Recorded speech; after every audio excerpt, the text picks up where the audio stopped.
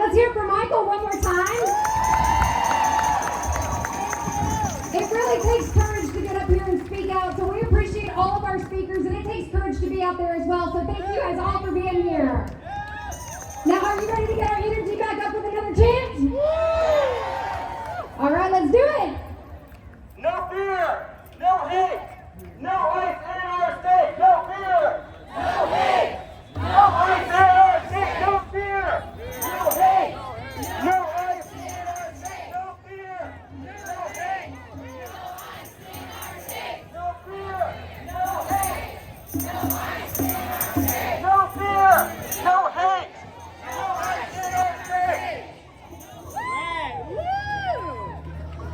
All right, everybody. Thank you all so much.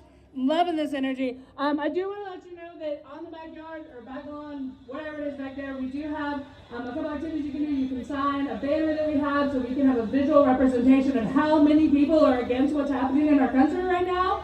Right? You can make a flag and plant your flag, whatever kind of flag you want to make. And if you need to make a poster, you can make a poster as well. But next up, we have Christina Chopser, an educator, fellow educator, member of AFT. They've been on the front lines of grassroots action and aren't backing down anytime soon. Let's give a warm welcome.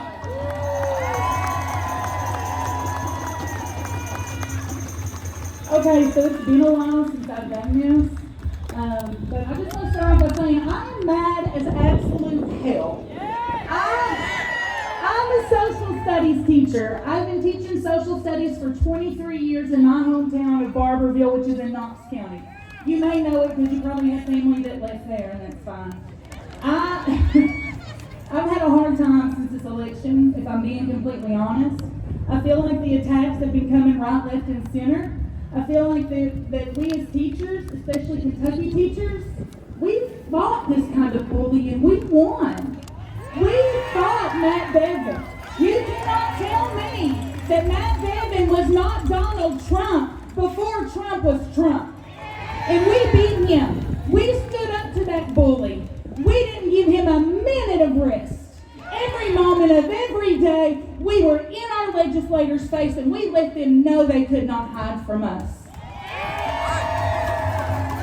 Since the election, though, I have felt defeated. I have felt that on a national stage, what can I do? I'm 46 years old, and it sounds very familiar to what I said one day in Frankfurt, but I'm tired, I'm old, my hips hurt, my kid's 16 now, I've been doing this since he was like 7. It's been a long time coming. I realized the other day, I wasn't quite sure what I wanted to say because everything is crazy now. And my daughter, she is 12 years old and she's every bit of a hellraiser. And I couldn't be prouder. But she did something that I don't condone. She had a moment and she vandalized the bathroom wall with some choice words about Donald Trump. Now, I am a teacher.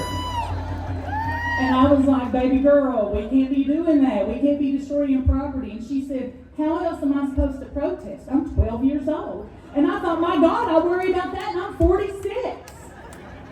I went through this whole week trying to decide what I was going to speak on. At first, I had this great idea about the poor versus the poor and all the class warfare. And I had a quote from S.G. Goodman. If you don't listen to her music, you really need to. And I mean, it was going to be beautiful. And then Abreu Garcia. And I saw that story and my heart broke like so many other people. And when I was talking to my students yesterday, because we had a technology issue, the thing wasn't working, we were doing an Oklahoma City thing, so we started talking about the Fourth Amendment, and I brought up Abreu Garcia. And when I was looking up Abreu Garcia, I found another story, one that has not gotten as much press. A young man named Juan Carlos Lopez Gomez. He's a 20-year-old American citizen. Absorb that. He was born in the state of Georgia. He was arrested, detained, with several co-workers as they crossed into Florida the other day.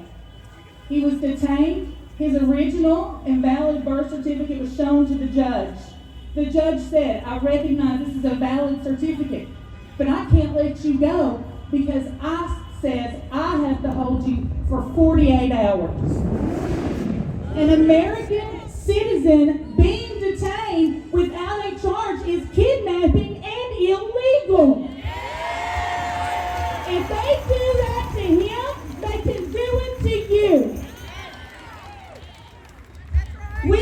defeated. We don't know what we're going to do. We're not sure. All the attacks are coming, but I can tell you this. Abreu Garcia was moved to another prison while not good enough because of our public pressure. You keep that public pressure on. I have Representative Hal Rogers, you guys. I've had to email him and tell him what he needs to do. There is a remedy when one branch usurps their power. That remedy is impeachment. If there has ever been a high crime or misdemeanor violating the Fourth Amendment and your right to be free from illegal search and seizure is our #1 issue at this moment. It defies party lines and it defies niche groups. It is an American issue. You leave here today and you find community. You go to your legislators and you tell them what they must do, not what you want them to do. On my way up here today, I came up I-75 and we passed Camping World with this giant American flag. And for many years, I've not felt patriotic when I've seen that flag. I have thought of it as a symbol of oppression and racism, because where I'm from, that flag is flown beside a Confederate flag, a Don't Tread on Me flag, and a Trump flag. But when I came up I-75 today and I was trying to think about what I was going to say, and I saw that flag, I started crying, because that's our flag.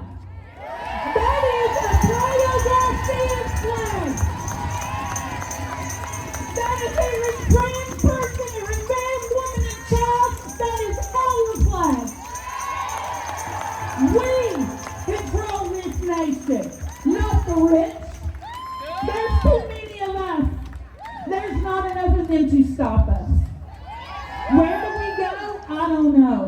But I can tell you this. The fight against Matt Bevin was won because it was right and it was righteous. The fight today is right and it is righteous, and we will not let this stand.